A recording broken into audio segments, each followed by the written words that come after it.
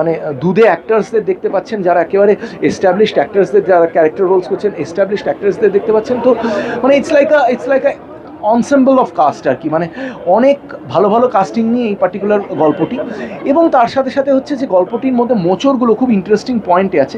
এক্ষুনি মোচড়গুলো সব বলে দিলে পুরো বাড়া ভাতে জল ঢেলে দেওয়ার মতো, ছাই ঢালার মতো ব্যাপার হয়ে যাবে। তো তাই জন্য আমি এক্ষুনি গল্পটা বলবো না, কিন্তু প্রত্যেক পরতে পরতে মোচড় আছে।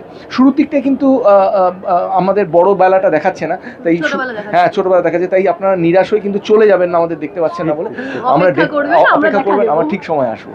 একদমই শেষ প্রশ্ন জিজ্ঞেস করবো, দর্শকদের প্রশ্ন, সেটা হচ্ছে কথাকে অলরেডি আমি আগে থেকে চিনি, দুজনকে জিজ্ঞেস করছি কে বেশি টকেটিভ এই বিষয় কিন্তু আমি বলছি, সম্রাটকে বলতে পারি, সম্রাটটা আমার থেকে অনেক বেশি টকেটিভ। তুমি দেখছো আমি চুপ করে দাঁড়িয়ে আছি, আর সম্রাটটা কথা বলে শুনতেও কিন্তু ভালো লাগে। একদমই তাই, একদমই তাই, র্যান্ডমলি বকে যাই, সম্রাটটা বলে শোনার মতো।